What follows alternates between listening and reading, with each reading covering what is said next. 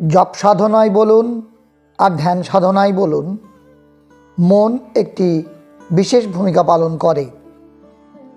বেশিরভাগ মানুষেরই বক্তব্য যে জপ করতে বসেন কিন্তু মন স্থির হয় না, অর্থাৎ মন চঞ্চল থেকেই যায়। কাজে প্রশ্ন এসে যায় যে চঞ্চল অবস্থায় যে মন, গতি প্রকৃতি ইত্যাদি থাকা সত্ত্বেও কি জপে আদৌ কোনো লাভ হয়? অথবা ধ্যানে বসলে যে মন বিভিন্ন দিকে যাতায়াত করে, এদিক সেদিক চলে যায়, বিভিন্ন রকম চিন্তা মনে আসে। জপ করার সময় সারাদিনের বিভিন্ন কর্মব্যস্ততার ছবি বা চিন্তা যে মনে বারংবার উদিত হয়, তার ফলে কি জপের ফল বিঘ্নিত হয় বা জপে কোনো লাভ হয় না? প্রাথমিকভাবে বলা যেতে পারে যে জপ সাধনা একটি বিখ্যাত সাধনা বা প্রধান সাধনা। সকল মনীষীগণ, মহাত্মাগণ, মহাপুরুষগণ জপের উপর জোর দিয়েছেন, কারণ এই জপের মাধ্যমেই মনকে স্থির করা যায়। কিন্তু আমরা বারবার করে একটা জিনিসই লক্ষ্য করি যে জপ করতে বসলেও মনের চঞ্চলতা কিন্তু কমে না। এমনকি শ্রীমদ্ভগবদ্গীতাতেও আমরা সেই প্রকৃষ্ট জ্ঞানী বা ভক্ত অর্জুনও একই কথা বলছেন যে মন চঞ্চল এবং তাকে স্থির করা যথেষ্ট কষ্টসাধ্য। এবং সেই প্রসঙ্গে শ্রী ভগবান শ্রীকৃষ্ণও একই কথা মেনে নিয়েছেন। তিনিও বলেছেন যে সত্যি মনকে স্থির করা যথেষ্ট শক্ত, এবং সেই মনকে স্থির করতে গেলে সাধনার প্রয়োজন। কি সাধনা? অভ্যাসের সাধনা। অর্থাৎ বারংবার অভ্যাস করতে করতে মন এক সময়ে স্থির হবেই, অর্থাৎ চঞ্চল মনেও স্থিরতা আসবে।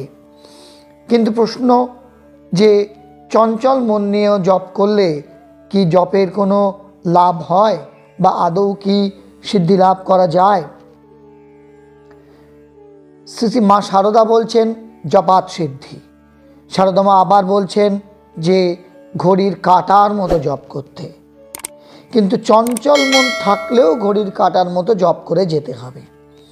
এই প্রসঙ্গে শ্রী শ্রী ওঙ্কারনাথ ঠাকুর বলছেন যে মন চঞ্চল হচ্ছে তা হোক, মন স্থির করে জপ নয়, জপ করতে করতে মন স্থির হবে।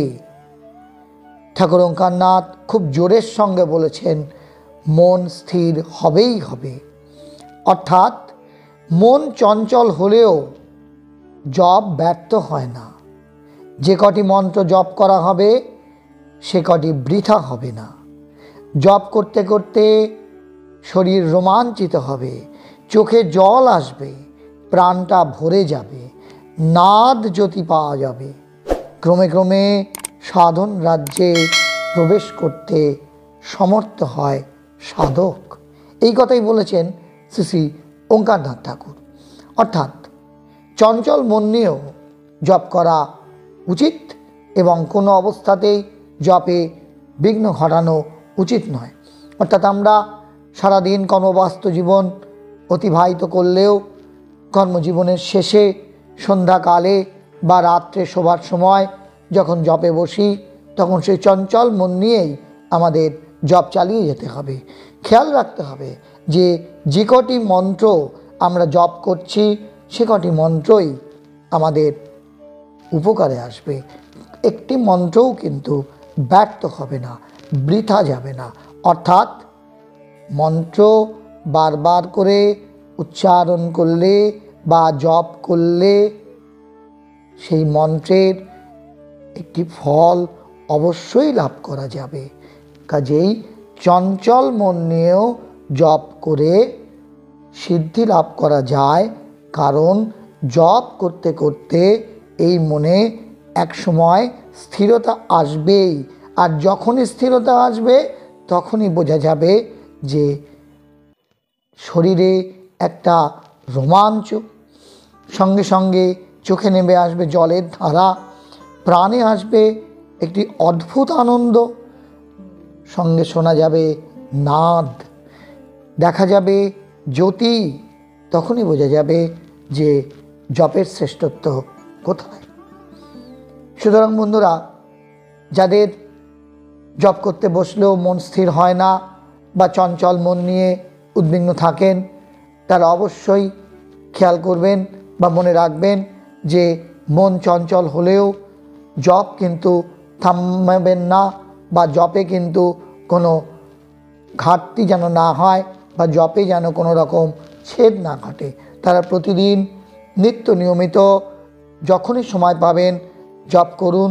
এই জপ সাধনার মাধ্যমেই আপনার মনে স্থিরতা আসবে, এবং অবশ্যই মনে রাখবেন যে যে কটিবার জপ করছেন সে কটিবারই আপনার জীবনে একটি উপকার নিয়ে আসবে।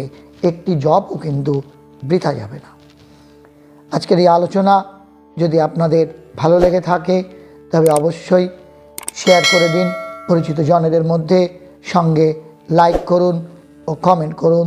সকলে খুব ভালো থাকুন, সুস্থ থাকুন, আনন্দে থাকুন। ধন্যবাদ।